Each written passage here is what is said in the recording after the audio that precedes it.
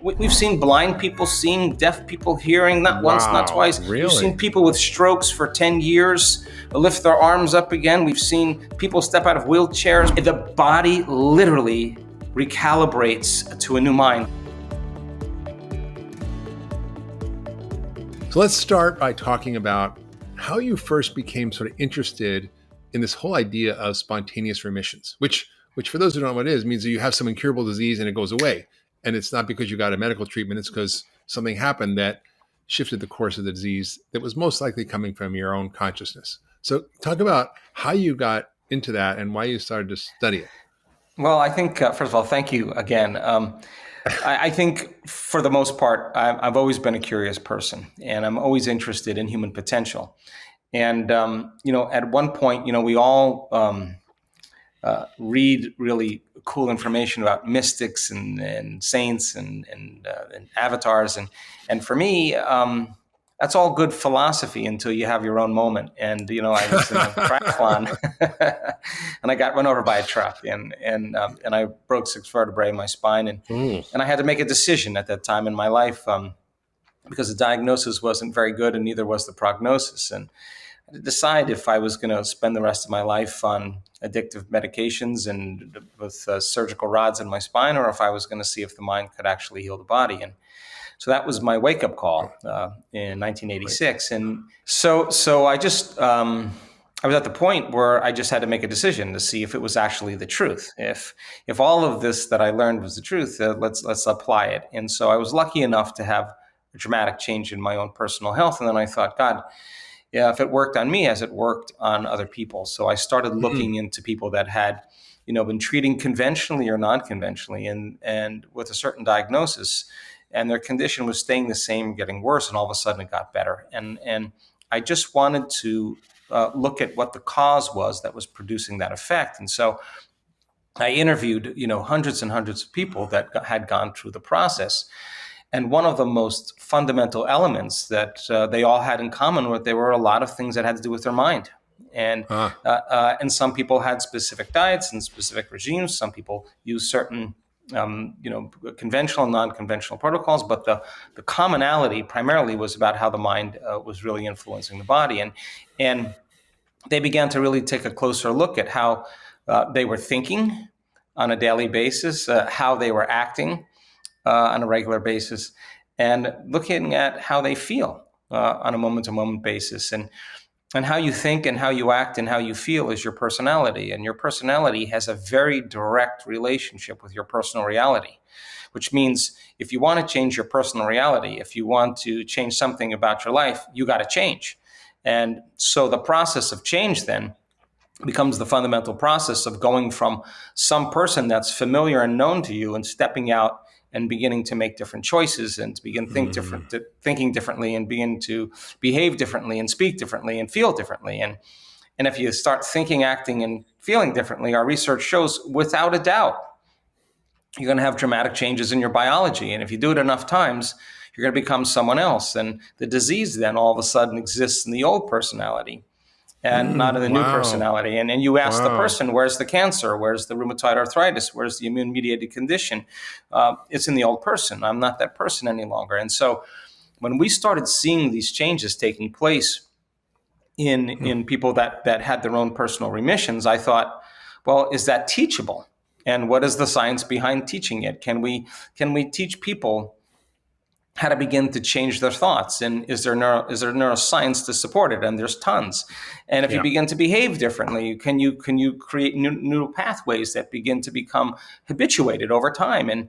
And if you stop feeling suffering and you stop feeling pain, and you stop feeling guilt, and you start feeling elevated emotions like joy or inspiration or gratitude, not just in a momentary state like positive thinking, but to be able to self-regulate and maintain that, if we could teach that, could we produce the same effects in people? So I think this is a time in history, Mark, where it's not enough to know. It's a time in history to know how.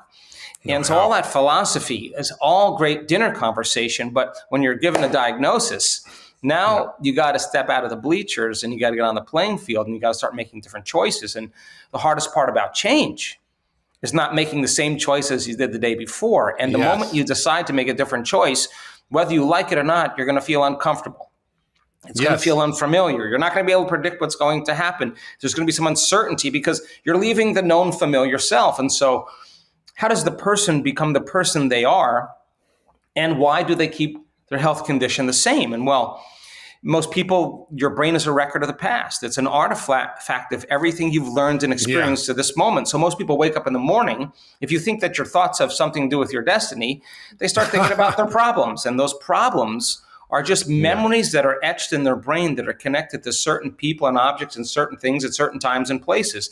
And the moment they start thinking about their problems, they're thinking in the past. Now, because every one of those problems has an emotion associated with them, the moment they start feeling unhappy or feeling sad, now their body's in the past, because thoughts are the language of the brain and feelings are the language of the body, and how we think and how we feel creates our state of being. Now, the problem is that the person thinks of the problem, feels the emotion, and that is a thought and a feeling.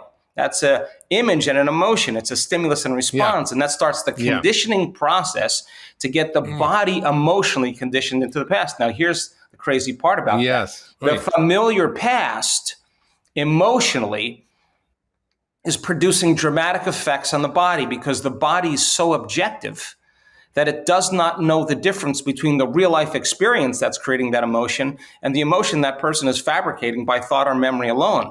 The body's believing it's living in the same past experience 7 days a week, 365 days a year. And the problem with that is that the environment signals the gene. That's epigenetics. And the end product of an experience in the environment is an emotion. So the person is keeping the same gene regulated because the body's believing it's living in the same environmental conditions. So getting that person to step outside of that familiar known territory into the unknown, where there is uncertainty, and have them be comfortable there and begin to think about how they are going to think. And you're telling people to give up their identity of who they are, what defines them, their past, their stories, their beliefs. You're coming after it. You're going for the jugular in our old patterns and our old ways of being that keep us not well and keep us unhappy and sick. Turns out that's 95% of who we are. So if we don't address those unconscious programs, you can, and you're an integrated physician, you understand this, that you could have the healthiest, ketogenic, vegan, intermittent fasting, enzymes, food combining. And if you're living in fear, if you're living in pain, the cell is not in a state to actually absorb anything. It's in a state of emergency. And in emergency, there's no growth and repair. So can you I've seen patients like that who do everything perfectly and they're like still sick. And I've seen people who like don't give a crap about their health, but they have the best attitude and they're fine. Because the body's believing it's in a different environment, and growth and repair is what does it. So then we said, okay, let's see if we can demystify the process. So the concept, the word meditation, literally means to become familiar with. If you look at the symbolism of it and you look it up, it's familiarization. So you sit down and you say, okay, I don't want to be unhappy. I don't want to be angry. I don't want to talk trash about people. I don't want to complain. I want to blame. I don't want to make excuses. I don't want to feel lack. I don't want to have an attitude that's telling me I can. It's too hard. That's the old identity, right?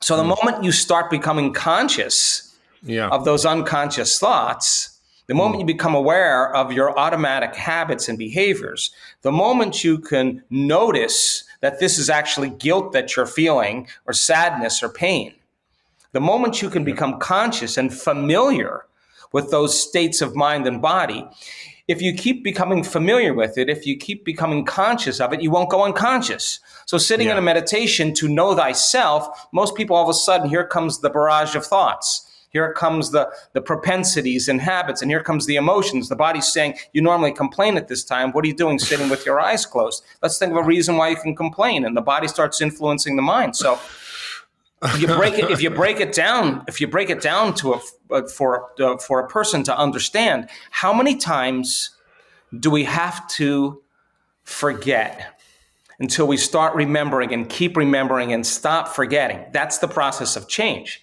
So then you put a person in a meditation and they hear that voice, they hear that chatter, they want to get up and take a go to the bathroom, they want to check their cell phone, they want to feel angry. And instead of getting up and saying, I can't meditate, see, they're coming to the end of the known. So they want to go back to what's known, right? If you teach the person what to do, and you show them that on the other side of that is freedom, on the other side of that is joy, you got to become so conscious, and it takes a lot of awareness, it takes a lot of energy to sit with yourself long enough to disentangle from those programs. Now, we now know that it's a formula, that if you follow a formula, you will actually start pruning circuitry. You'll stop the conditioning process and move the body out of the past, and it starts liberating energy. And that's energy to heal with. That's energy to create a new life. That's energy to digest again. The body's no longer living in survival or living in emergency. And the majority of people's emotions then tend to be derived from the hormones of stress. And so that we started realizing that the arousal of the stress hormones, the rush of the chemistry, is actually tapping the body's resources. And the stronger the emotions we feel towards any problem or person in our life, the more we pay attention to them. And if where you place your attention is where you place your energy, then you're giving your power away to that person or problem. And if a person can learn to sit in the fire and say, it's not my boss, it's not my ex, it's not my job, it's not the pandemic, it's me. That this emotion isn't serving me because this emotion is the exact emotion that's pushing the genetic buttons that's creating disease. Okay, if I can keep practicing lowering the volume to that emotion, I'll keep taking my attention off that person or problem. And in a sense, the body starts moving back where? Into the present moment. It starts getting relaxed in the unknown. So we started teaching people the process, and by a person overcoming their past, not the trauma, just the emotion. They just have to work on breaking that conditioning process, because if you keep doing it over and over again, a habit is when the body becomes the mind. Now the servant, now the body's influencing the mind. So we teach a person then how to break that conditioning process. The body starts moving into the present moment. It's no longer in the same environmental condition. And then all of a sudden, we start to see some pretty dramatic changes in people's health. Yeah, it's pretty remarkable. What you're talking about is helping people understand that the voice in their head is not them. It's a program. Who is it that's actually aware that you have a voice in your head? That's the person we're after. They call that witness consciousness, or non-judgmental awareness, or whatever they call it. Mindfulness. Yes. And honestly, Joe, it's scary in there. Your lower self has literally hijacked the road trip. And for me, I'm constantly in relationship to my lower self, trying to see what it's saying, trying to shift the dialogue and flip it so that I'm not constantly repeating these same negative thought patterns that are causing me unhappiness or suffering or disease or pain or whatever it is.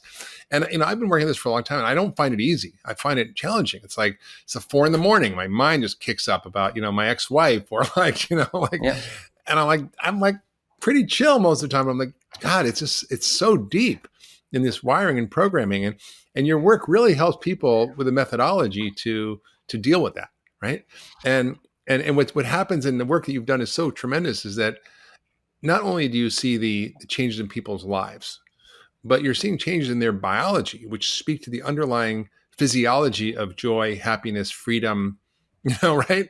That's a very new thing. You're familiar, I'm sure, with my friend Daniel Goleman and his partner Rich Davidson, who wrote Altered Traits, about studying these Olympic meditators who've been in caves for 9 years, meditating all the time, and their brains look totally different. And you're seeing this not in 9 years of being in a cave, but after 7 days, right? Yeah.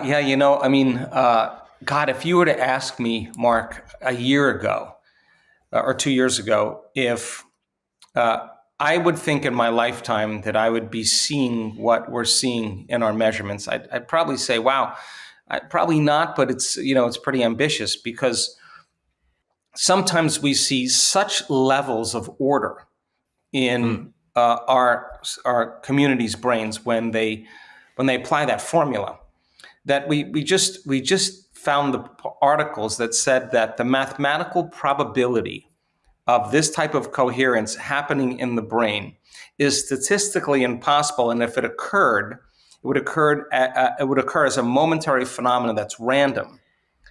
And so our collective groups of people are sustaining these states for extended periods of time. So we can see dramatic changes in people's brain circuitry, but not only their circuitry, but this thing called coherence. And coherence is order, it's rhythm. So the antithesis is if you're living in stress and you're living in survival, you feel like you can't control something, you feel like you can't predict something, and you have the perception that something's getting worse. And the arousal of those stress hormones causes you to shift your attention from one person to another problem, to another thing, to another place. And every one of those elements has a neurological network in the brain. So the arousal in the brain is saying there's an emergency, try to control everything, try to predict everything, prepare for the worst.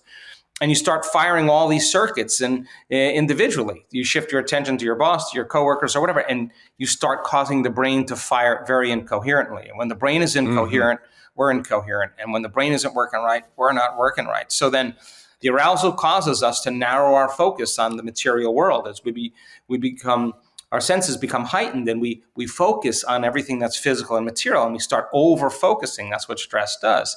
So we thought, what if we taught people to do the opposite? Instead of narrowing their focus on whatever is material or known to them, let's have them open their focus and broaden their focus and put their attention on nothing physical and put it on nothing, on space, on energy. Yeah.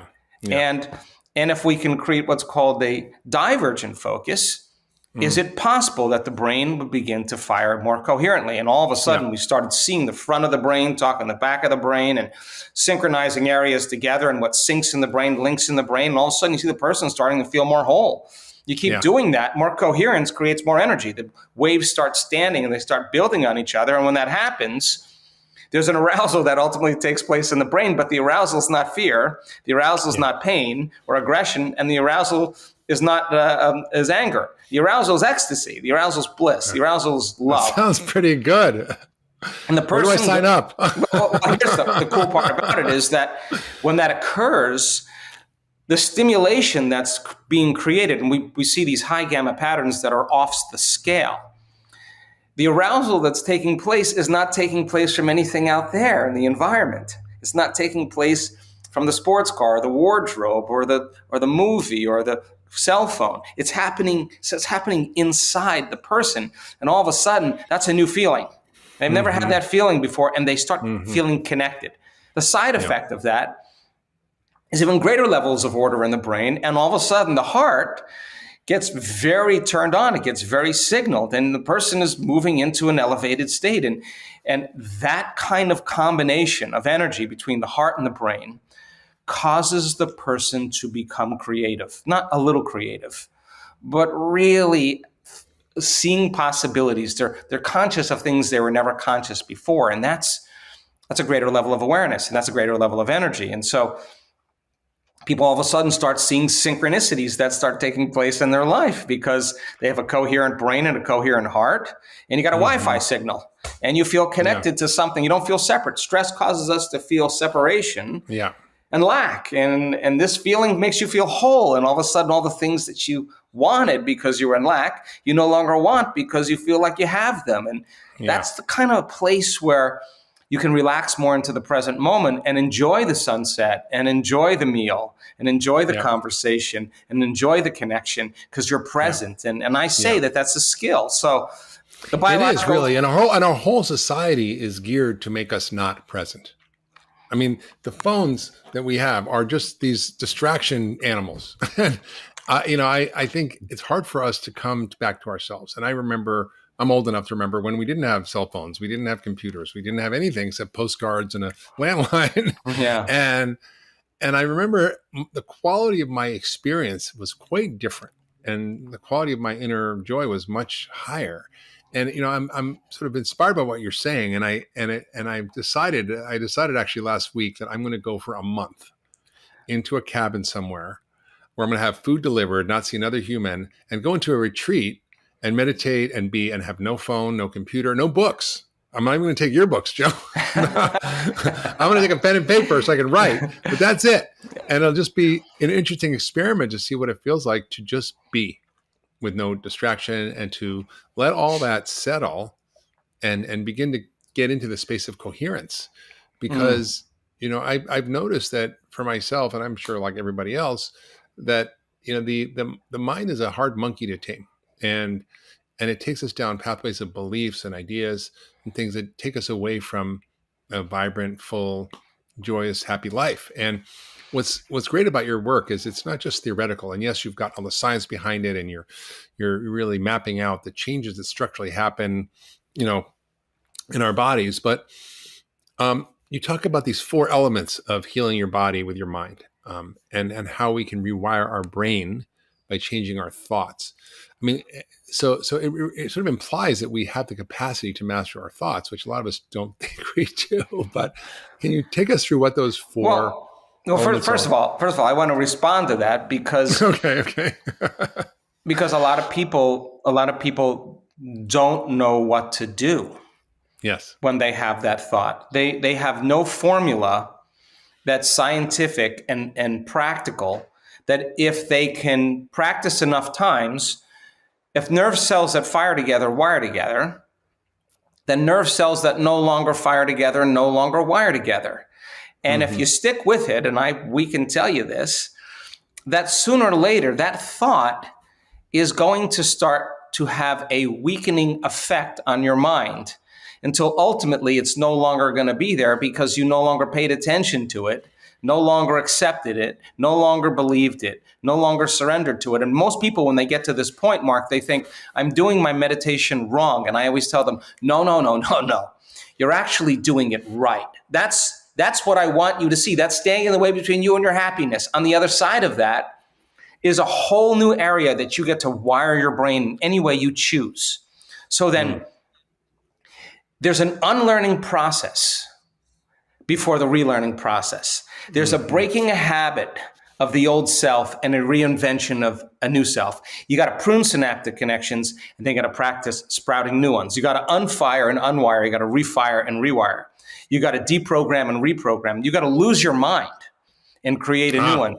And you have to unmemorize emotions that keep you connected to the same familiar past, and then recondition the body to a new mind and to a new emotion. So then that process, if there's a formula to apply, let's just say, you sitting in your meditation, it means because it sounds good, right? But how do you get from here to there? I'm sure everybody's thinking is listening. Yeah, of course. No, but everybody's done it. They've done it. They just haven't made it a habit. And so then if you're sitting in a meditation and you have something to do and your body starts going, I'm angry, I'm frustrated, and it's my ex-wife, it's my whatever, and you go like this to your body. Okay, now listen, you settle down and you know exactly what to do, and you tame the animal, you tell it to settle, stay, and you relax it back into the present moment. What I want you to know, down, boy. Sit. That's a victory. That's a victory. Yeah. And then if the body starts going, I got to get up, I got to check my cell phone, I got to go, I got a meeting, I'm busy, and you notice that your body's habituated into the same predictable future, and you settle your body back down into the present moment. Now you're executing a will that's greater than those unconscious programs, and that's a victory. And if you keep doing this over and over again, just like training an animal, the body's going to stay. It's going to surrender to a new mind. And when that occurs, there's a liberation of energy, and the person relaxes into the present moment. That's the unknown. The familiar past is the known. The predictable future is the known. The only one place left is the sweet spot of that generous present moment. Now let's get the person so familiar with their unconscious thoughts that when it comes, they don't respond to them. So aware of their habits and behaviors. So conscious of the emotions that they typically feel in a waking day. They would never go unconscious of that emotion again. And you say to the person, hey, Mark, what thoughts do you want to fire and wire in your brain? And with intention and attention, if we showed you how to do that, nerve cells that fire together, wire together. Just take a little repetition, a little presence. You start installing the hardware. Keep doing it. It's going to become a software program. What does that mean? That's going to be the new voice in your head that says, Mark, you can do it. If you said, okay, So I can teach my inner voice to speak a different language. Exactly. You can change. That sounds good. You can change its mind. But then I think I want you to said, talk Portuguese because I think it's a nice sounding language. But if you then said, very sexy language. I think Portuguese is very sexy. But if you said then, okay, how am I going to be with my coworkers? How am I going to be with my employees? How am I going to be with my ex-wife? What would greatness look like today? And you sat down and closed your eyes and you rehearsed in your mind how you were going to be in every one of those situations. If you study the research in neuroscience, mental rehearsal installs neurological hardware in your brain to look like you already did it. Yeah, that's when I think about my serve before I serve, and I do it better. Of course, because you produce that mind. So if you keep doing that, you install hardware, practice it and rehearse it. It becomes a software program, which means you start behaving that way. Now, here's the challenging part. Can you teach your body emotionally what the future reality that you want to live in feels like before it happens? Now, this is very difficult if you've been conditioned into believing something in your outer world has to change to take away the emptiness or the lack, to make you feel differently.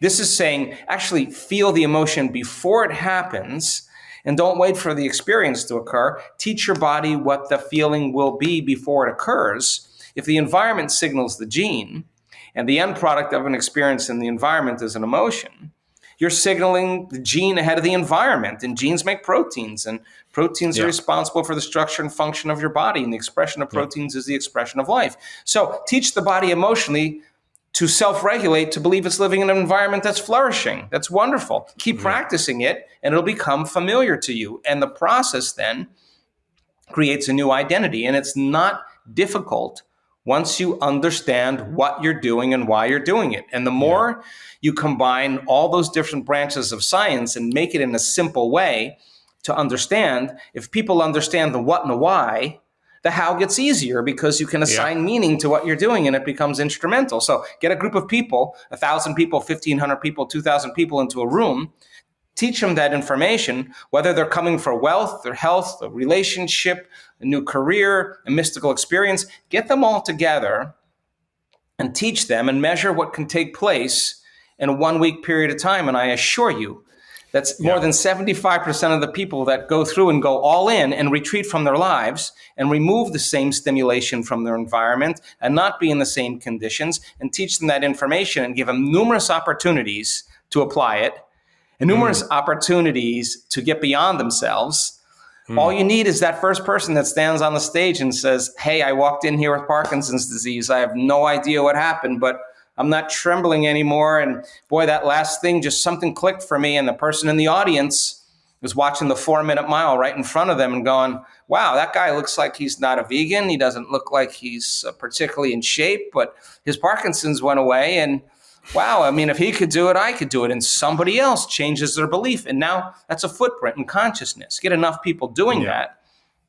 By the end of the week, you're going to see things. We've seen blind people seeing, deaf people hearing, not once, not twice. Really? We've seen people with strokes for 10 years lift their arms up again. We've seen people step out of wheelchairs, people on crutches, drop their crutches. I mean, you see the body literally recalibrates to a new mind. And they're not intentionally trying to do anything. They're just becoming somebody else. But the process of overcoming is the process of becoming. And if you teach people that formula and you get just 1 or 2 people doing it, it's just going to become an infection, and it's going to wellness is going to spread just like disease. That's good. Yeah. I think health is contagious, actually.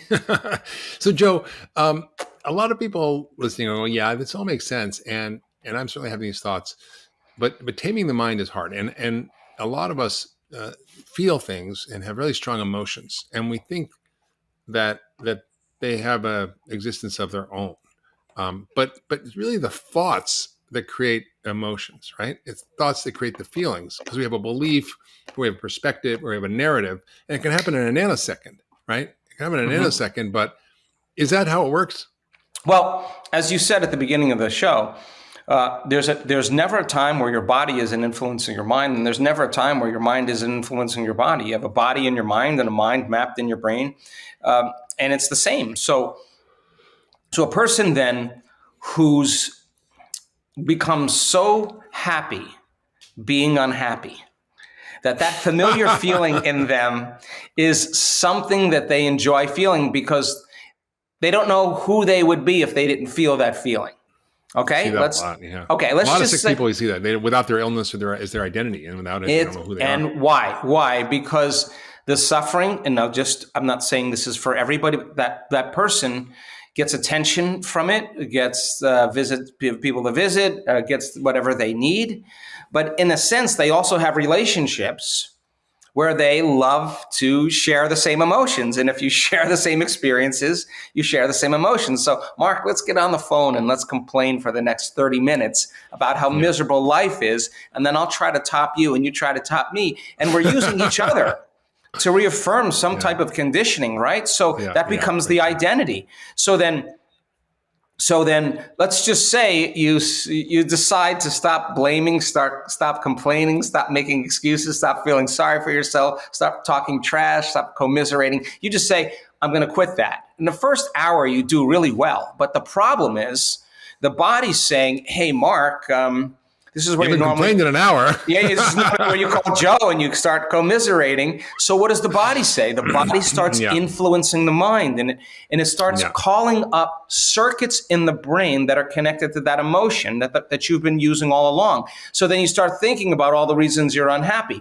Now that thought leads to a choice. That choice leads to the same behavior. The same behavior creates the same experience, and the same experience produces the same feeling and the same emotion, and that same emotion starts to influence the very same thought. And now the person returns back to their same biology, and the health condition will always be there because it's the environment that looks like it's signaling the gene.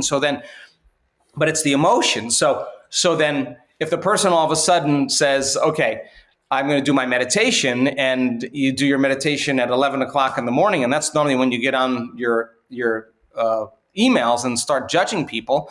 Your body's going to say you're out of schedule. So the process of change requires then not only addressing the mind, which is the thought, but also the emotion that's conditioned into the body. And if you break it down for people, they'll be able to distinguish in the process of change. Oh my God.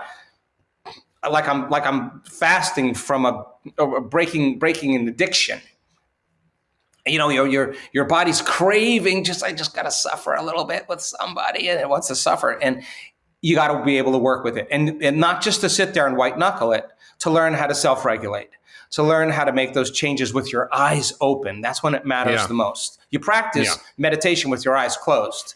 You take your body out for a test drive during the day with your eyes open, and you work on staying conscious, right? I mean, right. The purpose of meditation is to get better at meditation, is to get better at life, right? Exactly. Becoming more conscious. Exactly. Yeah. And so those four elements that you talked about a little bit. So it's really simple. So the first thing is that people have this very strong belief that there was some innate intelligence within them that was giving them life. There's some energy, some force of life that made them more vitalistic and less mechanistic. Whether it was spiritual, whatever they wanted to call it, that there was some power within them that they acknowledged that was giving them life. The second thing was they realized it was their own mismanagement of their thoughts and their actions and their emotions that created their health condition. They realized, I actually had a strong part in this, and they started taking responsibility. Wow. And really they decided, I got to break the habit of being myself. Now, they really said, if I'm going to live the next part of my life with this health condition, I don't want to live like that person any longer. If I only have 6 months to live, I don't want to live that way. So they started becoming conscious of their unconscious self, and so conscious that they didn't want to go unconscious. And then they started thinking, number 3, if I actually had a new lease on life, if I actually could heal, if I actually could live another year, how would I live my life? Now, they didn't say I'm going to be the same person. They said, how do I want to think? How do I want to act? How do I want to feel? And exactly how I described, they went into an inward process, not even a meditation, just What do I want to tell myself? And let me repeat it. How do I want to live with my family? How do I want to eat dinner? What emotions do I want to feel? And they started changing their personality. They started reinventing a new self. And then the last thing that they had in common is that they started noticing when they would close their eyes and do this, they lost track of space and time. That they thought it was like 15 minutes that went by or 20 minutes that went by. And in actuality, it was an hour and 20 minutes that went by. They had no sense of space and time in their inner process. And I was interested in demystifying the process because I wanted to see if we could teach that process that worked with sick people on other people, and it worked. So you're taking these ancient spiritual traditions and meditation and spiritual practices, and you put a lot of structure and science behind it to help the average Westerner who's not familiar with those practices to actually access it, which is really an extraordinary gift. And I'd love to sort of have you talk about some of the practical things that people can do, like gratitude. You talk about how there's 1,200 chemicals released in the body from the practice of gratitude. Yeah. And again, you know, I'd be scared to know how many molecules come out with the practice of stress and complaining. I don't want to know that. You know what? I don't want to know that. I want you to talk about the gratitude, the biology of gratitude. Yeah. So I studied this extensively because we did an experiment. We took a group of people that came to our event, and we did all kinds of brain measurements on them. And then we put heart rate variability devices on them. And we asked them to trade emotions like fear or anger or resentment or impatience or frustration and stop feeling those feelings. And just for a few times a day, to feel gratitude. And we would talk them through it just for 15 minutes, 10 or 15 minutes, 2-3 times a day. At the end of 4 days, we were looking to measure if there were any significant changes in their immune regulation. And we found out that the body started producing 50% more of a chemical called IgA, immunoglobulin A, the body's natural antiviral, antibacterial, natural flu shot. Yeah. And so when you are receiving something favorable, or you just receive something enjoyable, if something wonderful just happened to you, or something really amazing is happening to you, you feel grateful. So the emotional signature of gratitude is something amazing is happening to you, or it just happened to you, right? So It's the ultimate state of receiving emotionally. So if you can teach a person to truly practice gratitude, there'll be significant changes in the way their heart thumps, the way it beats, and what it starts to do to the brain. We've studied this thousands of times.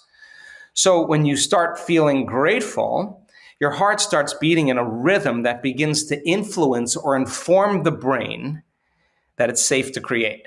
It's believing in that moment that it's safe to be out of survival. And practice that enough times, the body starts to regenerate. So we saw changes in immune regulation. We saw changes in gene expression. Why? Because the body's believing it's living in an environment where the person's dreams have already happened. Now, we only accept, believe, and surrender to thoughts that are equal to our emotional state. We never accept, believe, and surrender to thoughts that are not equal to our emotional state. And this is why affirmations don't work. You could say, I'm healthy, I'm healthy, I'm healthy, I'm healthy, I'm wealthy, I'm wealthy, I'm wealthy, I'm wealthy, I'm free, I'm free, I'm free. And your body's going, no, you're not. You're miserable. So the thought never makes it past the brainstem to the body. Teach a person to change from fear and break that conditioning and practice with enough times creating the same feeling of gratitude as automatically as they did with fear. It makes sense then that in a very short amount of time, you can see very significant changes in how the body regulates and how it functions. And the heart then starts to beat in this beautiful, beautiful coherent state. And so we started looking to see if teaching people how to do that and sustaining it, if it made significant changes. And without a doubt, when we accept, believe, and surrender to the thoughts that are equal to the emotional state of gratitude, that information programs the autonomic nervous system into a different destiny. Yeah. So teach a person how to be in a state of receivership and gratitude. They can program their brain and body a lot quicker than when they're feeling fear and anger, because you get the diagnosis. The moment you get the diagnosis, you notice a change in your internal state. You're changed. Yeah. And when you notice that change in your internal state, the brain freezes a frame and takes a snapshot, and that's called a long-term memory. So the doctor says, you have 6 months to live, you have this condition, this is what happened, and all that information's going in because it's equal to the emotion of fear. So and to get the person out of that state, because that's a state of survival and you're losing energy in the body. And in gratitude, you're regenerating energy. So get the person to a state of gratitude and then teach them how to program their brain and body. Then you start seeing changes in their autonomic nervous system. Yeah. Seems like the biggest pharmacy is between our ears, right? Exactly. And that you're teaching people how to access that. The challenge I see for people, and I'm thinking about this very selfishly and personally, is, okay, I meditate, but is that enough? If I meditate 20 minutes twice a day and I do sort of a mantra meditation, I still have this relationship to my thoughts that I struggle with. So are there other practices that you teach that help people to really break that pattern? Because it's not just about sitting. There's something else that has to happen as well. Sure. Right? Sure. And well, first of all, absolutely. Meditation is not just to meditate and then get up and return back to the same person, flipping people off on the freeway and judging your partner. That's going back to the old self. Meditation is to prime the brain and body into a new state of being, right? And then maintain that modified state of mind and body your entire day. You got to be able to practice it with your eyes open, that no condition, no circumstance in your environment, no person, no thing, no craving in the body, no wrong choice. You got to be able to sustain that state. And if you can, get ready, because there's going to be changes in your outer world. That's the law. So when we started studying people that were healing in this work, that were diagnosed, a lot of them with immune-mediated conditions, Mark. Like autoimmune diseases and... Yeah, autoimmune diseases, from cancer to rheumatoid to everything in between. They noticed that when they started doing the meditations, their well-being came back, but their blood values and their markers never changed. And it occurred to them, my God, I have a great meditation, I feel amazing. But then when I get up, I return back to the same worrying person. Now I gotta step it up. I gotta make the changes with my eyes open. And when they started doing it with their eyes open, that's when we started seeing the blood values and everything changing. So in our retreats, you can sit as it and get really good at it, but then there's 4 types of meditation. There's a seated, there's a standing, there's a walking, and there's a laying down. And so if you're going to become that person you want to become, you better be able to practice doing it with your eyes open. So we teach people, 1,000, 1,500 people on a beach or in a park. It's really cool to watch. Everybody get that, open their hearts, get in that elevated state and move into a new state of being. And then let's open our eyes. And now let's practice walking with our eyes open as that person, no different than rehearsing for a play or rehearsing and becoming that person. And if you do it enough times and a person understands that if they could really, how would I walk if I could heal my body in an hour? Who am I going to leave behind here and who am I going to walk as? And a lot of people just hit it. And when they do, you see dramatic changes in their health because they're actually embodying the energy of their future. So we practice sitting, we practice standing and walking, we practice laying down. We practice it all ways because we want the person to become that very person in 1 week. And if they do, our research shows there's dramatic biological markers that change, not small amounts, like thousands. What are you seeing? Wow. Oh my God. We're just everything from methylated DNA to changes in cytokines, the changes in immune markers to suppression of ATP in cancer cells to downregulating genes for Alzheimer's. I mean, we just see dramatic changes in people's biology. And you mentioned gene expression changes too.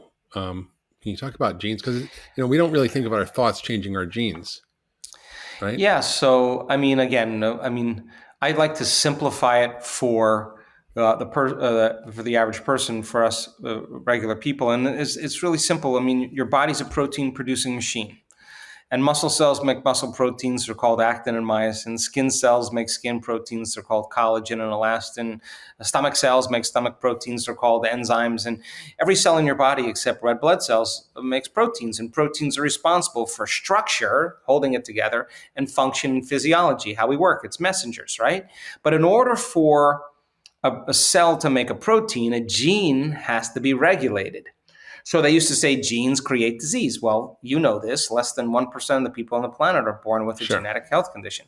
Everything else is lifestyle, it's behavior, it's stress. So then is it possible then that if they say now, well, genes don't create disease, it's the environment that signals the gene that creates disease. Take two identical twins.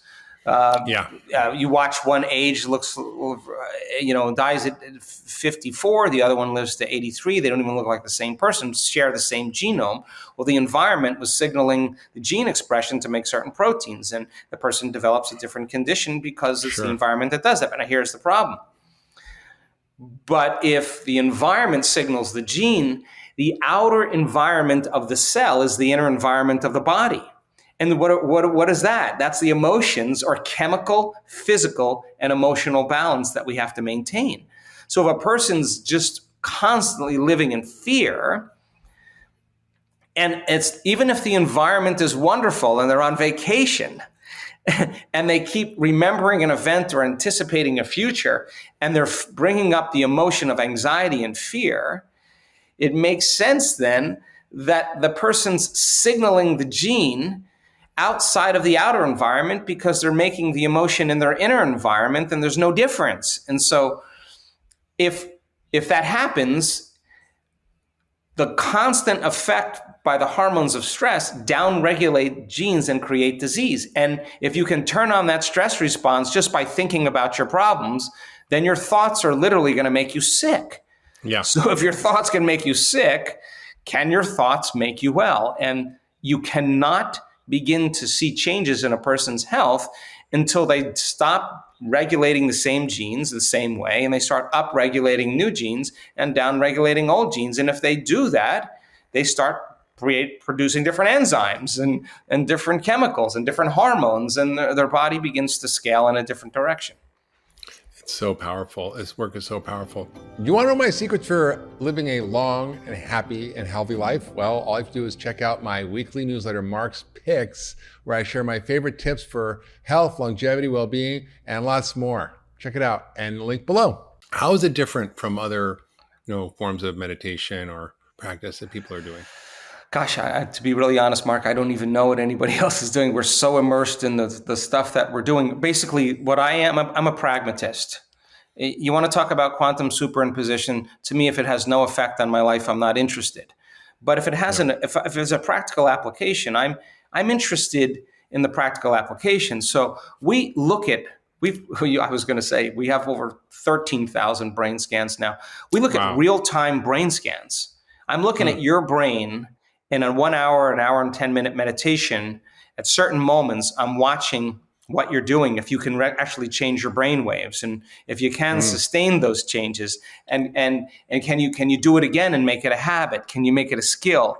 Can you repeat it enough times that you can do it more automatically? So I'm watching the words. We're watching the words that I'm saying. I'm not studying any tradition, any ancient scriptures. I think that the moment you start talking religion or tradition or scriptures or spirituality, you're going to divide an audience. I think science creates community. And so what we do is we've actually created, when you see a person move into love or gratitude, and you see what that does to the brain in an instant, it informs the brain to be creative. When you see that and you see this dance between the two, you turn around and you look at that person and they got this big smile on their face. They're so in love with the moment. They don't want it to end. They're in and there's very strong biological changes. So we're looking at scans of hearts and brains. We're looking at collective scans of people just to see if we can demystify the process. I don't want to shut an audience off with a word. I want to create new words that are science-based, So the meditations that we teach all have meaning behind what we're doing, because we've studied the scans and studied the effects, and it has certain intentions of why we're doing it, whether we want to signal new genes, whether we want to create more brain coherence, more heart coherence, we want to create coherence between the brain and the heart. I mean, what is it that we want to do? So we have different meditations, for different intentions, really.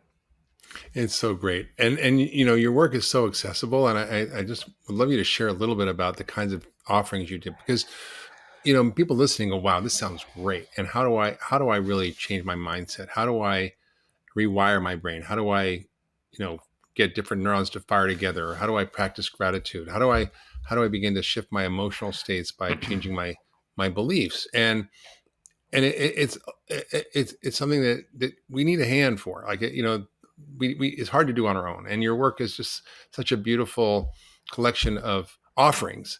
There's a scientific research, and you can go on your website, drjoedispenza.com, and look for that. But you've got a wonderful new online course, the Formula, which is 12, 30 to 40 minute lessons and 5 meditations and a study guide, and allows people to access this in an easy way. It's affordable and in the comfort of their own home. So can you share a little bit about that course? And then let's talk about some of the other things you're doing, like the live events and other things. Sure. Thank you, Mark. So again, a lot of times we have a community that, definitely we're very interactive with. And one of the things that people kept saying is, okay, my husband, he's not going to watch the weekend course. He's not going to do the study course. My boss notices that I'm very different, but he's not ready for this. Or my best friend, she's just ended a relationship and she can't stop complaining, and I'm not the right person to tell her. So can you do something that's a little bit simpler and just more easily bite-sizable that people can digest? And so when we started looking at the process of change and transformation, we figured out it was a formula that, just like dancing the salsa or hitting a golf ball or hitting a tennis ball or giving a speech, if you learn the practice of it, it gets easier. So we did this course called the Formula, and it's just become super popular, because basically what we're doing is we're giving you the science and the basic understandings, and then you get five meditations after a few of the courses. You practice one, and then you build on that, and you practice the next one, then you build on this, and you practice the next one, and you put it together, and the model just keeps expanding. So we wanted to make it something that was easy for people to wrap their mind around, and not too long and not too heady. So we did the Formula and launched it, and that's great. And people can go to drjoedispenza.com and find it. Yes, it's on the website. Okay. And then the other thing I want to have you talk about is Dr. Joe Live, which is your monthly community question and answer, and then share a little bit more about the live events, because I think those are really immersive, intensive, week-long events, and people, I've known people who've gone to those, and I really want to go, and I think they've had real transformational experiences. It's one of those game changers for people. Dr. Joe Live is just a great thing that we do. It's an international service. We have a community of hundreds of thousands of people around the world, and one of the things is that people have questions, and the questions really are not about theoretical concepts, but more about the practical application. And so every month, the last Thursday of every month, I get on there and I just answer questions, and I talk for a bit, 30 minutes or so, develop a concept, how we develop anxiety, how we develop depression, how to create brain coherence, how not to create heart incoherence. We just pick a topic and break it down for people. So when they sit down and they do the work, they remember, and they can assign meaning to what they're doing. So it's just become super popular. And you don't have to be on the call. You can subscribe, and then they send you the recording, and you can listen to it. And it's free. Yeah, it's free. No, it's that one is a $10 a month service. Okay, yeah. Well, that's a pretty good bargain. And how about the live events? Share about what those are like, and then also when you talk about the events, talk about the kinds of experiences people have, the transformations that occur, what happens in there, what to expect. Sure. We started doing these weekend workshops, and when we did, we started seeing people have some really dramatic health changes. And I thought, okay, let's go from, Friday night, Saturday, Sunday, let's do a 4.5-day event. So we started elongating the events and started seeing more healings and more changes. And then I thought, God, if we could have people for 7 days, it would be really awesome. And so we started doing these 7-day events. We've done 30 of them now, in fact. Wow. And it's probably for me the greatest place I want to be. And when we solicit our community and ask them what they think of the week-long event, over 95% say it's the best week of their life. It's just really transformative in a lot of ways. And it's, it's an opportunity for people to retreat from their lives for just a whole entire week and remove the constant stimulation in their external environment that reminds them of who they think they are, to separate themselves from all the people and places and things, and learn vital information, and then learn the science of how to change and learn the science of how to create a new life, and give people lots of opportunities. They're long days, they're full, and it's super transformative and fun. And we do a lot of scientific measurements there, of course.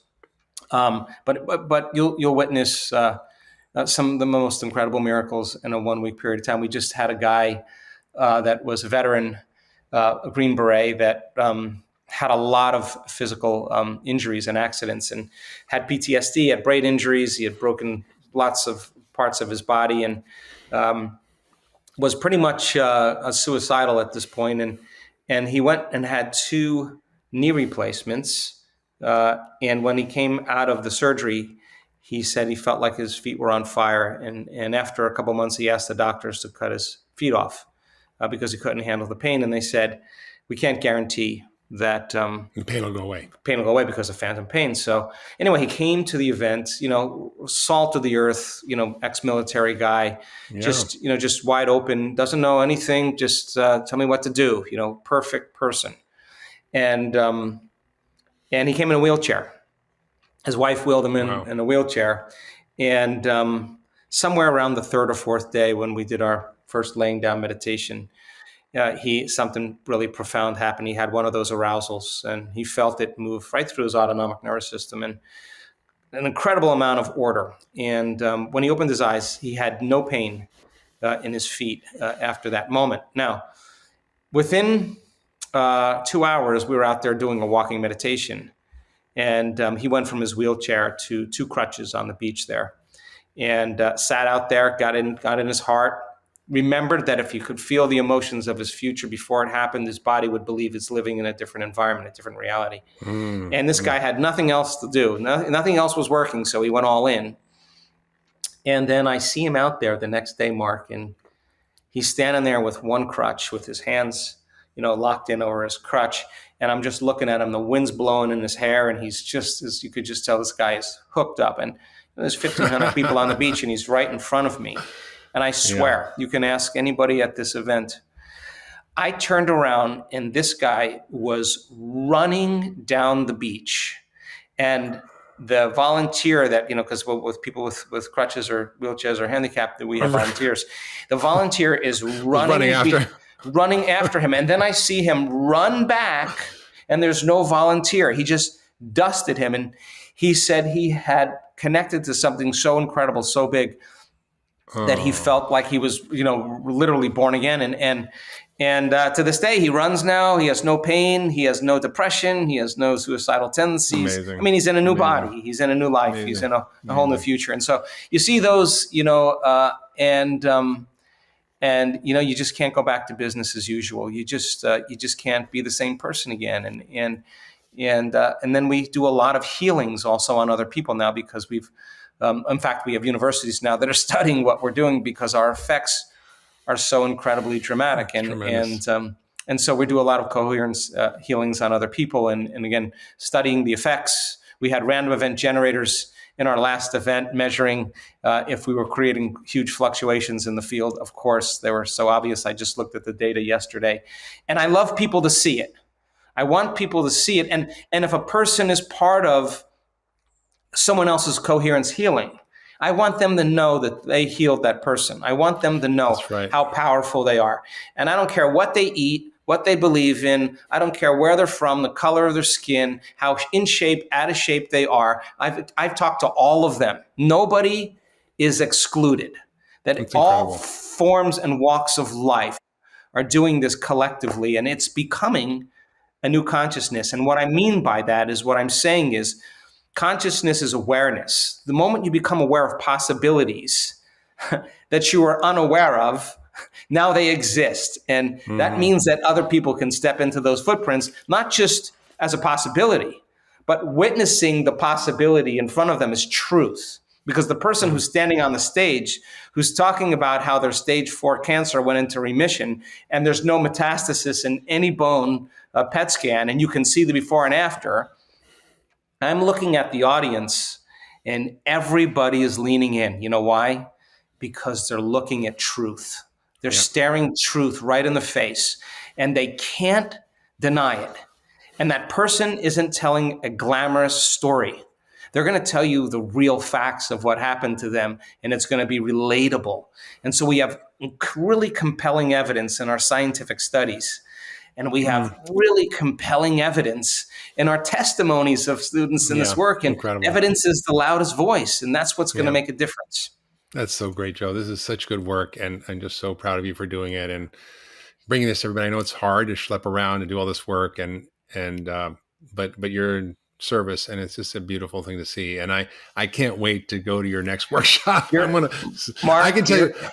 You're invited. You're invited. Okay. Well, now you don't have an excuse. No, I don't. I have the time. And, I actually just was cluing into my own self-awareness and my own level of well-being and my own suffering or negative thoughts. And I've been going through some stuff lately that's been challenging. And just having this conversation with you, I feel totally transformed.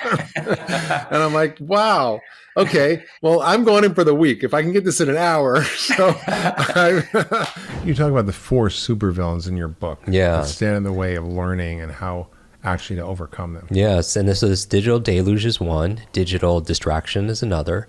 I would say the third one is this thing called digital dementia, which you just mentioned. Digital dementia, where, how many phone numbers did we know growing up? We knew all of them, right? But how many phone numbers do you know now? That's true. And it's hard, and people listening are like, well, I don't want to memorize 500 phone numbers, and honestly, either do I. But we've lost the ability to remember one. I mean, even directions. I mean, you'd have to find your way through a map. You'd figure out where you're going, and then you would actually memorize the route. Right. And I just was in New Zealand visiting my wife, and I like to play tennis every day. So I was playing tennis every day, and I had my Google Maps. I just stick it up, and I went to the same place every day, but I actually needed the map because I wasn't really paying attention except to the map.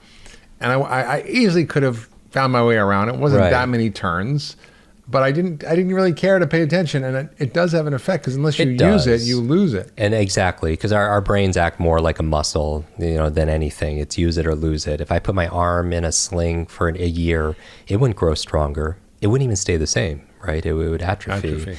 And a lot of our brains, digital dementia is where we're outsourcing our brains to our smart devices. It's keeping our calendars, our to-dos. It's telling us how to get from here to there. They're not getting early. I heard recently that we're not getting early detection of brain aging challenges. And one of the reasons why is GPS.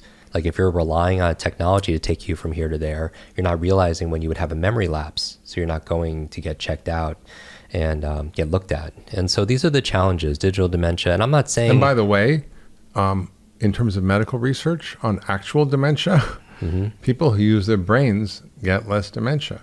People who are learning and lifelong learners, who read, who do mental puzzles, who do brain learning exercises, who follow the work that you do, don't get dementia at the same rate as everybody else. And it could stave it off because it's just, what it is, it's not just about mental intelligence. In this book, I show you how to learn languages, how to be able to focus, how to read faster, and remember facts, figures, all that information. But it's also about mental fitness and mental health. And then that's a conversation that I'm glad that we're having, because more and more people, because our brains control everything. Right, you write whole books on brain health and optimizing our brain's potential. So digital dementia is a challenge that wasn't there previous generations, and the last one I would say is this thing called digital deduction, meaning that now with technology, and again, technology is not good or bad, and in a lot of ways it serves us. It helps us to be able to connect. It helps us to be able to learn, to be able to inspire, to be able to educate ourselves. But digital deduction is where technology is just doing all the thinking for us. We no longer have to use critical thinking or use our own reasoning or using our own analysis, because everything is being spoon-fed to us. Everything is like, this is what you should be buying or reading or anything. It's all these algorithms that are there. And so in this book, to overcome those 4 super challenges, those that we have, and I think through challenges could come change and positive progress. Where sometimes, in the hero's journey, and this book is written in the hero's journey as an homage to Joseph Campbell's work, where there's a call to adventure and we leave the ordinary world that we're in to this more extraordinary world, and we face trials and we find mentors and you learn techniques and strategies, and then you come home and then you bring that back, in the return with this magical treasure of elixir. Because I believe the life we live are the lessons that we teach. But it starts with the brain. And, you and I have had this conversation where, metaphorically, our brain is like a computer. You have the hardware, which is, you want to optimize that because more people upgrade their phones and they upgrade their brain. You need stress management, you need to sleep, you need to be around your positive peer groups, because as you've mentioned, it's not just your biological networks or your neurological networks, it's our social networks, because who we spend time with is who you become, which is why it's so important to really do an audit around the people that you give them the power over how you feel and how you think, because you have these things called mirror neurons where we're always imitating the things that are around us. When you watch a movie or you watch sports, you could feel what the players or the actors are feeling, because that's how we learn things. And whoever we're spending time with on a regular basis. That's why I watch tennis a lot, so I can get better to beat you. Through osmosis. Because we're always adapting and adopting the language patterns of people around us, the habits, the routines, the behaviors. They say who you spend time with is who you become. That be careful. If you're spending time with 9 broke people, you're going to be number 10, right? But all these things play a role, and especially, the thing that you're on a mission for is food, because what you eat matters, especially for your gray matter. So that's all on the hardware part. And what a lot of the book is about is really the software of it, and how to be able to read faster, how to be able to pick up another language, how to memorize poetry, or that TED talk or that toast you have to give at the wedding, or to give a sales presentation, or how to have laser focus so you could get through your to-do list. All the things that we've really honed over the past 3 decades. I mean, that all sounds fun. People are like, well, so why should I care about speed reading or do my to-do list? But there's a bigger framework here, because everything that happens in our life is a result of how we grow. And how we grow is connected to how we learn. Right. And learning literally physically changes our brain. It changes our intellect. It changes the possibilities we have in our life. And there's an old Chinese proverb that says, learning is a treasure that will follow its owner everywhere. What we learn becomes part of who we are, and the tools that we can access them are so important, and you teach those tools. I read an article in the New York Times recently about, Jewish community and why there's so many Nobel Prize winners and scientists and leaders in society. And part of the reason is that we were persecuted. We were slaves. We were chased around the world. There was the Inquisition in Europe. We were chased out of Europe, chased out of Russia. And so the only thing that we had was knowledge. No one can take that away from you. Yeah. It's portable. It's in your head. And it's why Jews have focused on that. I remember my mother, the drumbeat was education, learning. Why, ask why, learn. And I think that's really what your gift is to humanity, is reawakening people's enthusiasm to grow and learn, because the result is possibility, is advancement in your life, is being able to actually have deep and connected relationships and do the things you want. An investment in knowledge pays the most dividends, especially in today's age where we live in the millennium of the mind. Nobody who's listening to this is paid for purely their physical strength. Right, it's our mental strength, our ability to solve problems, our ability to be creative, our ability to imagine new things. It's not our muscle power, it's our mind power. And really, the faster you can learn, the faster you could earn. Not just financially, that's obvious, but all the treasures of our life. Hi, everyone. Hope you're enjoying the episode. Before we continue, we have a quick message from Dr. Mark Hyman about his new company, Pharmacy, and their first product, the 10-Day Reset. Hey, it's Dr. Hyman. Do you have FLC? What's FLC? It's when you feel like crap. It's a problem that so many people suffer from. and often have no idea that it's not normal or that you can fix it. I mean, you know the feeling. It's when you're super sluggish, your digestion's off, you can't think clearly, or you have brain fog, or you just feel run down. Can you relate? I know most people can. But the real question is, what the heck do we do about it? Well, I hate to break the news, but there's no magic bullet. FLC isn't caused by one single thing, so there's not one single solution. However, there is a systems-based approach, a way to tackle the multiple root factors that contribute to FLC, and I call that system the 10-day reset. The 10-day reset combines food, key lifestyle habits, and targeted supplements to address FLC straight on. It's a protocol that I've used with thousands of my community members to help them get their health back on track. It's not a magic bullet. It's not a quick fix. It's a system that works. If you want to learn more and get your health back on track, click on the button below or visit getpharmacy.com. That's getpharmacy with an F, F-A-R-M-A-C-Y.com. Now back to this week's episode. The reason why I'm so excited about this conversation is because let's say to the person who's listening to this right now, if there was a genie could grant you any one wish, just one wish, what would you wish for? You would wish for millions of wishes, right? Infinite wishes. That would be the hack, if you will.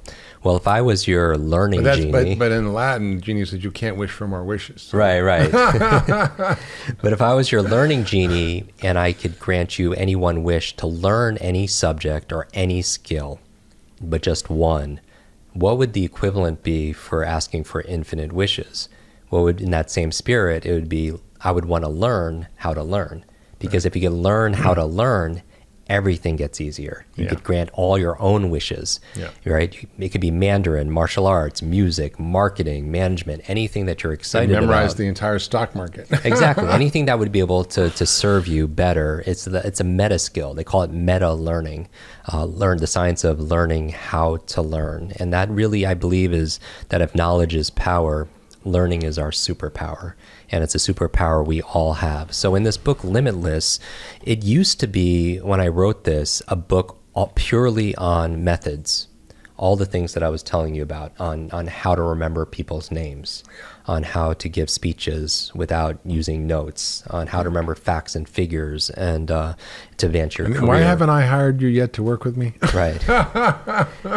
But what I realized was, I think Jim's my friend. I'm like, oh, but I didn't forget. Like, you know, we need to do this. So one of the things is people know what to do, but they don't always do what they know, right? And this is the reason I wrote this book, is because just knowing something is not enough. I believe one of the lies, and I talk about all the lies in this book around learning, like 7 lies specifically that keep us from moving forward. And one of the lies is that knowledge is power. People believe, we heard this so long ago, that knowledge is power. I even said it just a few minutes ago, right? But it's if you think about it, it's not really true. Knowledge alone is not power.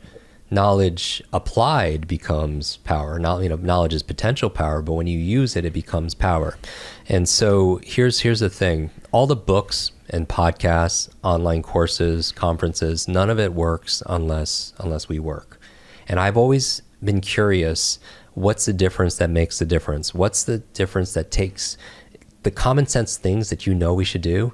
Eating whole organic foods, meditating each day, journaling, having, emotional, bonds and social connections, exercising. We know what to do, but we don't always do what we know, because common sense is not common practice. So after I had all these... Mark Twain said, the problem with common sense it's not too common. And that's the truth. So this book was all techniques, and then I was like, this is great, and I'll keep these here because it'll help people to advance their careers and do everything better. But then I was like, what keeps people from doing these things? And I created, over the past 3 decades, a model that I call the Limitless model, that really explains how to learn and achieve anything faster. And it's, if everyone could picture a Venn diagram, right? 3 circles that intersect, right? So you have 3 circles that intersect, and there are 3 M's. And this is the key to be limitless.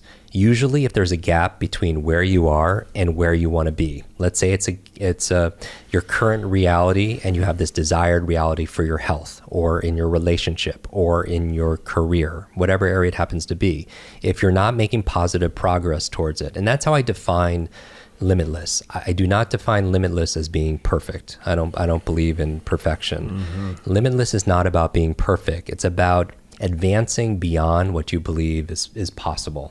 I believe the ultimate quest that we're all on is to be able to realize, reveal our fullest potential. That's what I think we're here to do. And I think I believe it starts with learning, because learning is the grandfather of all transformation. You can't do anything unless you learn it first, right? So 3 M's, and if you're not achieving or making progress towards your goal, usually there's a constraint, and it's usually unconscious, a constraint in one of these 3 areas or more. So I want everyone to think about the first circle. The first M is the M of mindset. Now, I define mindset as these assumptions and attitudes we have about the world and ourselves. So what would fall under mindset is what you believe you deserve, what you believe you are capable of, what you believe is possible, right? Now, you could have that positive mindset, this growth mindset that you hear Dr. Carol Dweck talk about, right? Versus a fixed mindset. Now, that alone is not going to get you your goals and your dreams, just having an empowering mindset. You need the second M, and the second M is motivation. Now, when I say the word motivation, it's a little bit loaded, because some people believe motivation is, they associate it to being hyped up, getting excited for a couple of minutes, while they're at that seminar, jumping to music, right? Yeah. And it's kind of like that metaphor of a warm bath. It's nice in the moment, and yes, I'm going to journal every day. I'm going to do Pilates 3 times a week. I'm going to eat the best food ever. And in the moment, you feel like that's the case, but then it cools down. I'm not defining motivation like that. For me, motivation is having a purpose. And I'm not talking about a life purpose. I'm talking about having a reason. So for example, I was talking to an entrepreneur, Tom Bilyeu, and he wakes up every morning at 4 something and he works out at 5 a.m. And I was like, do you enjoy this every single day? He's like, no, I hate working out. And because some people feel like that if they're motivated about something, inherently means you find joy in it. And I haven't found that to be the case. Like occasionally I do these ice baths or these cold showers to lower inflammation. It helps me reset my nervous system. I have a video online that has 10 million plus shares just on my morning routine. I hate the cold. Like I despise the cold. I grew up in the Northeast here, and it's not for me. And I've done it for years, and I still don't find joy in it. But I still do it, and I'm motivated to do it every single day because I have a reason. So for me, motivation has a 3-step formula. Motivation for me is not about being hyped up and excited for the moment. It's about reason, right? Purpose. What's your reason? Yeah, having a clear reason and purpose times energy times small, simple steps. Now, let me just break this down for everybody. I want you to think about something that you want to be motivated for, where the opposite in the book is procrastination. I teach people how to smash procrastination. But think about something you want to be motivated to do, something you know you should do, but you're still not doing it. Now, first, the reason is, like, for example, remembering names. A lot of people do not remember names, not because they're not capable of remembering names, because the truth is, if I was to ask your audience right now who has challenges remembering names, 99% of them will say, if they're honest, I do. I'm bad at remembering names. Yeah. And then I will say, okay, well, let's say Mark has a suitcase of $1 million cash for you. If you just remember the name of the next stranger you meet, who's going to remember that person's name for $1 million cash, tax-free, for your favorite charity? Everybody. So all of a sudden, your whole audience is full of memory experts now. So it's actually a lie, or, and these are the lies we tell ourselves. I'm not good at remembering names. We have to be present to it. Exactly. And you need a reason, because here's the thing. Not everybody remembers everyone's name, but we certainly don't forget everyone's name either. And if you reverse engineer it, you'll find that there's a method behind what looks like magic. You didn't just happen to remember the person's name. there was a motivation, there was a motive for taking action, there was a purpose. But you've got special tricks. Like, how do you remember 100 people in an audience? Well, even here, and we'll go through the methods, even here, a simple trick would be asking yourself, why do I want to remember the person's name? Because a lot of people's names you remember are people you're attracted to, people who could be good for your brand or your business, right? There's an inherent motivation. And so when you're meeting somebody and you want to remember their name, ask yourself, why do I want to remember the person's name? Because write this down, as I know a lot of people are taking notes, reasons reap results. If you do not have a reason to do something, you will not do it. Reasons reap rewards. And so the first part is, like, a lot of people, they can't get themselves to read. They want to read a book a week.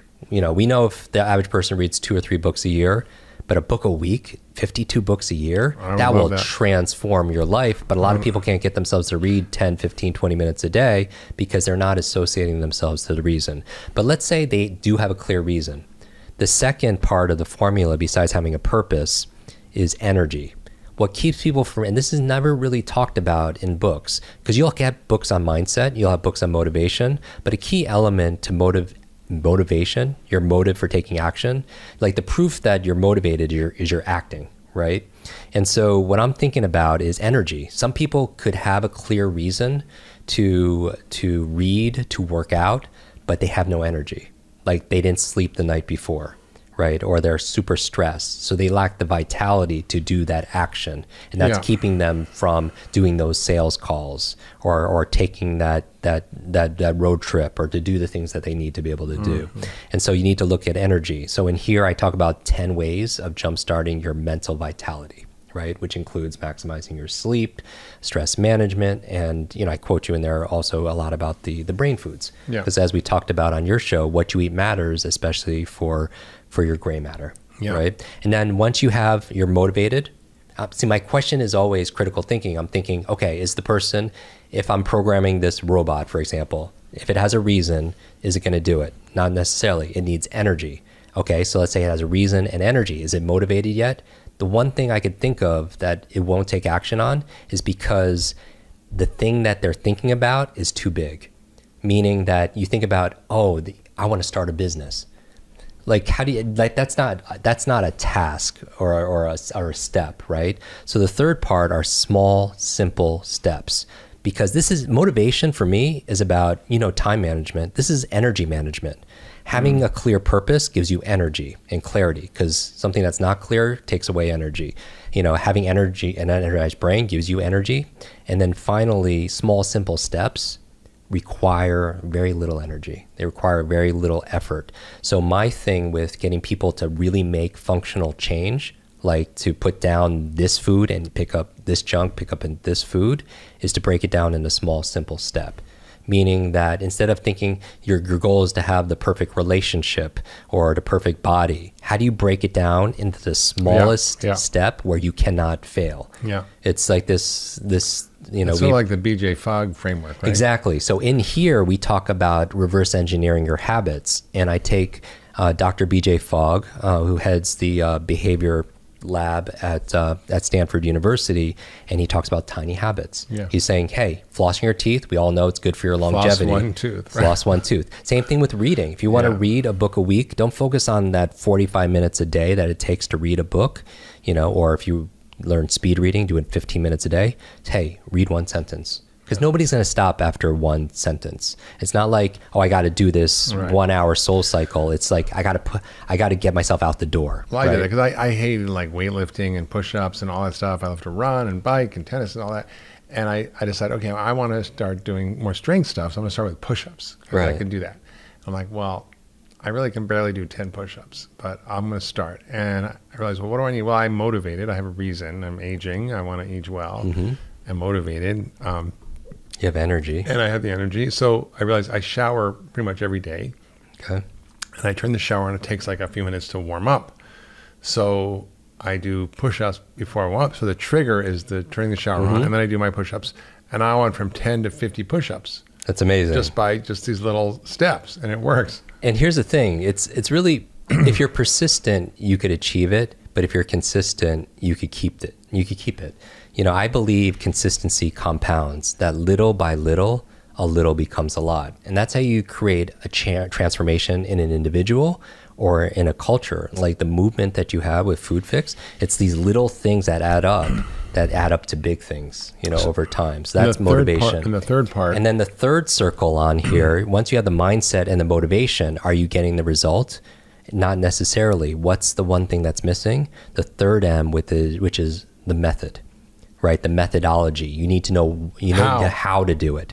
So with the mindset is the what, the motivation is the why, your reason, and then the methods are the how. Now here's the thing. This is where the magic comes in. I want everyone to think about something they want to be more limitless about, meaning progress, make progress, make some advancements that are measurable. Where mindset in this Venn diagram crosses over with motivation, that's where you have something I call inspiration. And because I alliterate everything, 3 M's, here are your 3 I's. So mindset crosses over with motivation. You have inspiration. And there are books on mindset and there are books on motivation, right? And there are books on inspiration or social media posts or speakers or something. That's inspiration. Now, that doesn't mean that you're going to have the result, because what are you missing? You're missing the methods, right? Now, if you have the motivation and the methods, then you have the second I, where that crosses over, you have implementation. But the problem is you're doing it, right? You're motivated and you know what to do, but the ceiling in your results is your mindset, what you feel like you deserve, what you feel like you're capable of, because all behavior is going to be belief driven. If your mindset is, I have a horrible memory, you can be motivated and know what to do, and you still won't remember, because the behavior will be limited by the belief. So show me the money. What are the methods? And then so in the book we show people how to unravel these negative beliefs that hold them back. Now finally, where mindset crosses over with methods, that's where you have this is where you have ideation. So you have inspiration, you have implementation, and then you have ideation. You have the right mindset. You have this winner growth mindset. Anything is possible. I deserve it all. And you have the methods, right? But you're not motivated. So it just stays as an idea. This is ideation, where people just analysis paralysis, think about all these different things. Where all 3 of these intersect, where mindset, motivation, and methods intersect, where inspiration, implementation, and ideation intersect, is a 4th I, which is integration. Because ultimately, real transformation is a full integration. And that sweet spot where all 3 connect is that limitless state. And that's really, I believe this limitless model is an explanatory schema for anyone, for themselves, their team, their family, if there's a gap between where they are and where they want to be. This book is about redrawing the borders and boundaries of what we have. So give us some practical tips. How do you, for example, read 25 to 50% faster, remember names or numbers or bullet points? And how do you what are those methods? Let's do it. So going to I want to get a free consult here. No. Let's do an actual. We'll do actual coaching here. So the book is broken down into 3 sections. So it's actually 3 books in one.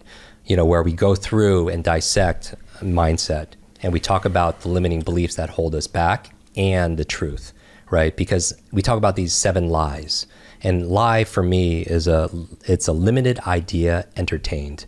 It's not the truth. It's an idea that we give energy to, that we entertain, that we picked up. Because here's the thing, when it comes to this, because I'm going to talk about speed reading, some people, I could teach them the method, but they could believe they're stupid, or they could believe they're a slow reader, or they could believe they are a procrastinator, and they won't do the method. So we debunk these lies because they're really BS. Right? Their belief systems, right? So assuming people have the right mindset and they're motivated to read, because some people, you can teach them what to do, they still won't do it because they know they could do it, but they don't feel it, like the benefits of what it'd be like. Like for me, an example I share in the book is the reason I'm here today is because when I was 18 years old and I learned these skills, my life transformed, and I couldn't help but help other people. And I started to teach this. And one of my very first students, she was a freshman. She read 30 books in 30 days. Honest to God, 30 books, not skim or scan. She read. Wow. And I wanted to find out not how. I didn't want to know the method. I taught her the method. I want to know what her motivation was, because most people who learned that same method did not do the same thing. That, right. And I found out, I wanted to ask her, how do you find out someone's motivation? You ask them why.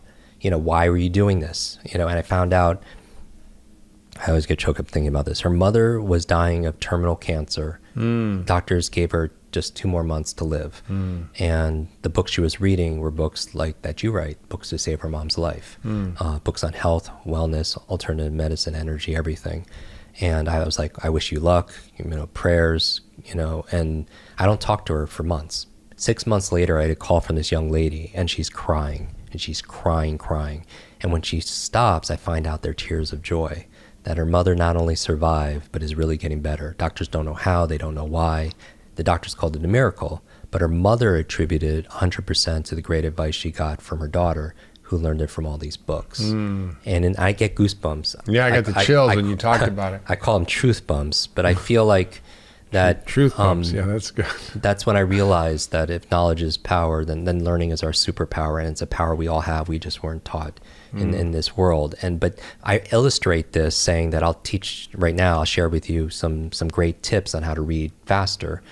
But you have to believe it's possible, and you need a reason to do so. Be just like going to the gym. You don't have to enjoy it, and I feel like you'll enjoy it once you get good at it. For example, a lot of people do not read because they're not good at it. And if somebody wasn't good at tennis, it wouldn't be a very enjoyable process. Like I'm not very great at golf, so I really don't find a lot of joy in playing golf because it is a struggle, right? Yeah.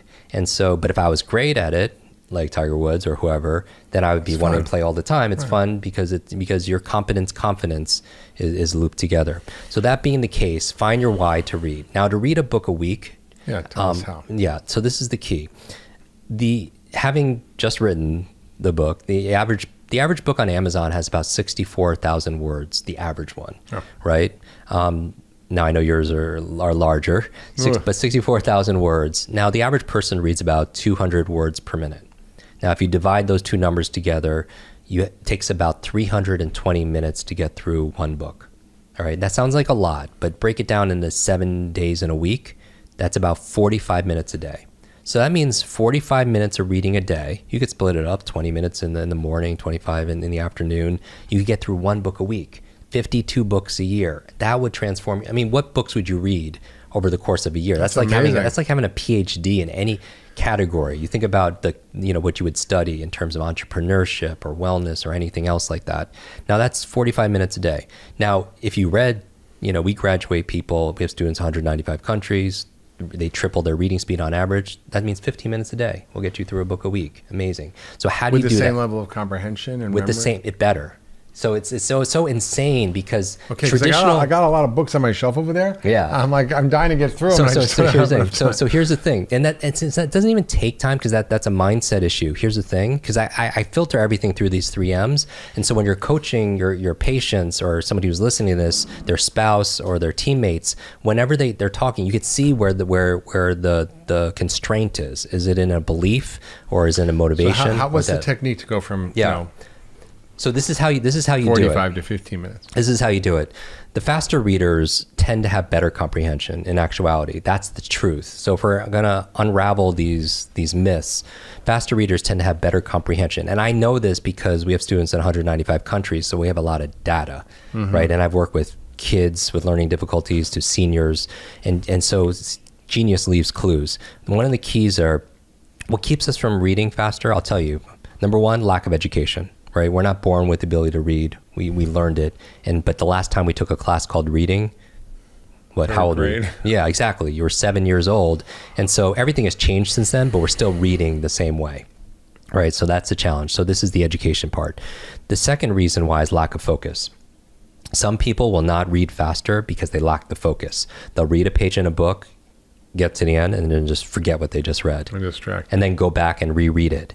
Now, but when reading is done well, it doesn't take time. It actually makes you time. Because if I could double everyone's reading speed, and I'll show you how right now, if I could double your reading speed, that means what takes an hour only takes 30 minutes. Yeah. The average person has about 4 hours of reading a day.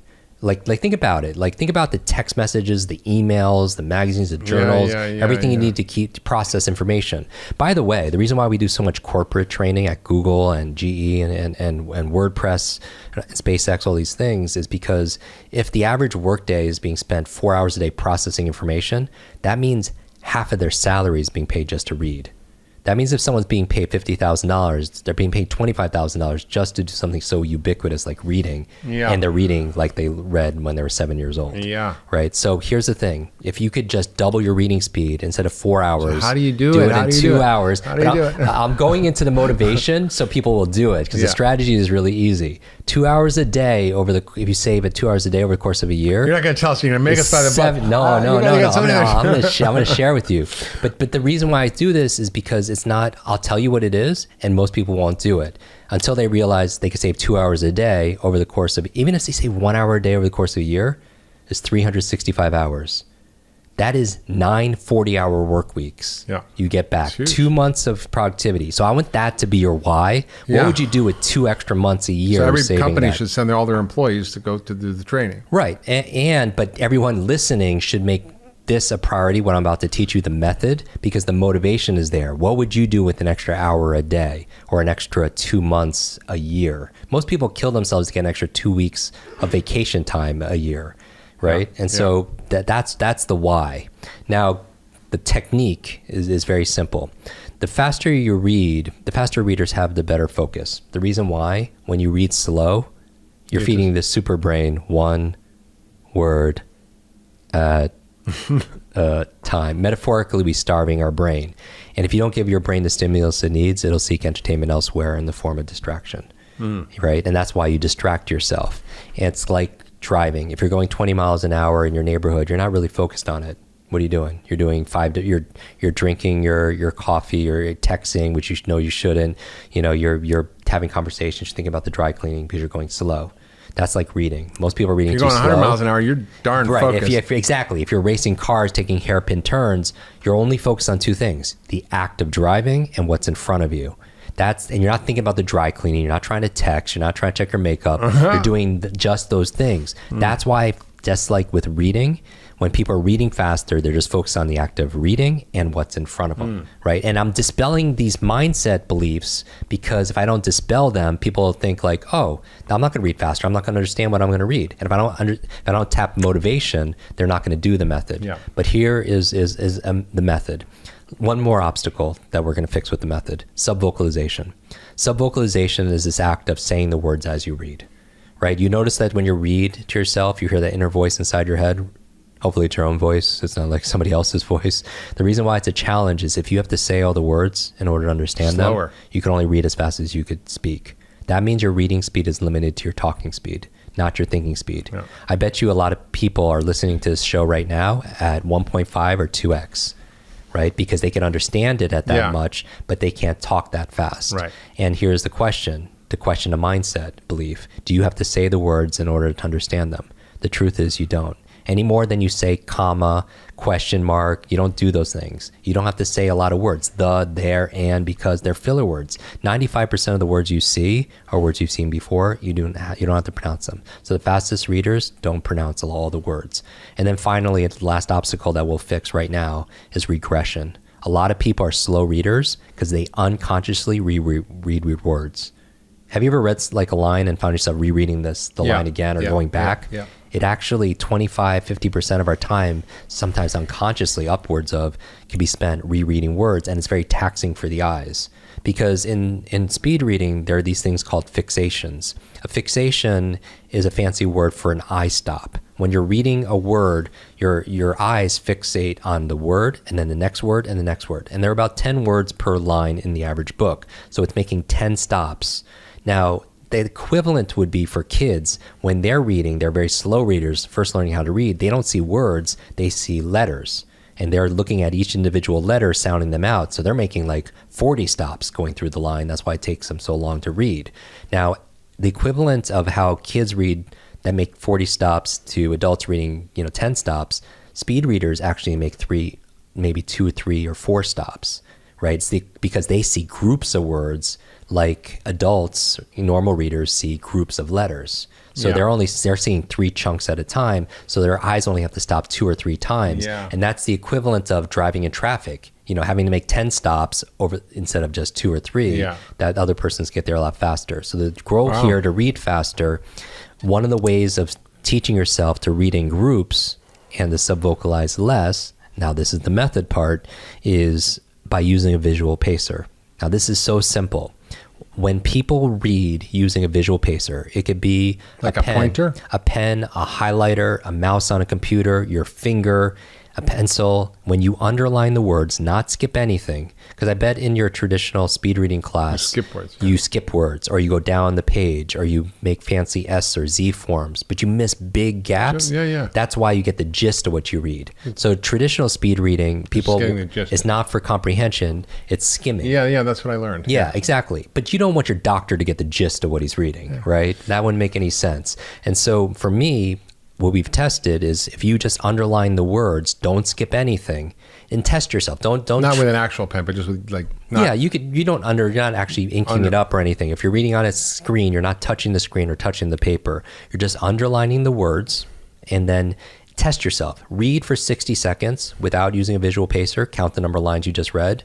Then set your timer to read 60 seconds using your finger while you read, and count the number of lines you just read. That second number will be a 25-50% lift across the board. And now if you practice it more, it'll get even better. But here's the reason why. And I tell the why to increase your motivation, because some people are like, oh, that's nice, but you don't understand why, so adults won't do it. Number 1, kids do it. All children, when if you didn't teach them to do otherwise, they'll use their finger to help them to read because it helps their focus. It's true. Second of all, you do it. And you're thinking, I don't use my finger when I read. But if I asked you to count the number of lines you just read, 100% of the people watching, listening will use their finger and use it as a pacer. 1, 2, 3, 4, or a pen. 1, 2, 3. Because the third reason why is because your eyes are attracted to motion. Like if somebody ran past the cameras here, nobody would look at us because your eyes are hardwired as a hunter-gatherer, your survival. You have to look at what moves the most in your environment because it could be a threat. You're a hunter-gatherer in a bush, you're hunting lunch, a rabbit or carrot, whatever your viewers eat. If the bush next to you moves, you have to look because number 1, it could be lunch, or number 2, you could be lunch. So you have to look at what moves, or your eyes are hardwired to look at what moves. So when you're underlining the words, your eyes are being pulled through the information as opposed to your attention being distracted and pulled out. Yeah. And then the final reason you use your fingers while you read is because it's how your neurology is set up, your nervous system, your senses. Like, have you ever tasted a grape piece of fruit, like from the farmer's market? Not something that's been waxed and sprayed. Wild strawberry. Yeah, something like right off the vine. Have you ever tasted a great tasting peach? In actuality, you're not tasting the peach. Your tongue is not capable of tasting what a peach tastes like. It's actually smelling the peach. But your sense of smell and your sense of taste are so closely linked that your mind can't perceive the difference. It can perceive the difference when you're sick, because when you can't breathe out of your nose, you can't taste stuff. Right? Food tastes what? Bland. Right. But that's because your sense of smell and taste are so closely linked. Just as your sense of smell and taste are linked, so is your sense of sight and your sense of touch. That literally when people underline the words as they read, people will tell me all the time, I don't know what it is, I feel more in touch with my reading. In fact, if you go to a toddler and say, look at my keys, look at my keys, look at my keys, the child will what? Reach out and grab and touch, because in order for him or her to feel like they're seeing it, they have to touch it. It's the equivalent of powerful, if somebody is blind. Another example, if they can't see, how do they read? Right. With their sense of touch. So your book is full of these practical tips. And it's the whole Megillah, from mindset to motivation to method, breaking it all down and helping people become really limitless. And I always try to push against my limitations, but I think I force my way. And this is sort of like a way to shift that and actually make it easier. And I'm just so glad you wrote this book. You have so many great things in there. You talk about a not-to-do list. You have an incredible 10-day quick start challenge, which I think people are going to love. So it's about how, but it's also exactly the specifics of how to get it done, which is what I love about it. And I'm like, actually, I don't get excited about a lot of stuff. And, I've known you for a long time and I know your work. And it's one of those things I'm like thinking it's a nice to do someday. And I'm like, when can I get started on this? Because I'm really jazzed. Because I my life is all about learning. And it's all about understanding. And I feel like if I can accelerate that and read a book a week, it's the best news I've heard all I'm saying week. we show up differently when we have that level of confidence. When you could walk into a room, meet 20 strangers, and leave saying goodbye to every single one of them by name. Yeah. You show up different. There's, especially in business, the number one business etiquette networking skill is just remember someone's name. Because how are you going to show somebody you're going to care for their health, their wealth, their finances, their family, if you don't care enough just to remember them? And so you're very proud of. So great, Jim. Hey YouTube, if you like this video, you're gonna love the next one. Click on it to check it out today. Getting quality, sufficient sleep on a regular basis is without question the foundation of mental and probably physical health as well. You already knew. I know. I mean, So- listen, this is so huge. This is such a huge idea. So sleep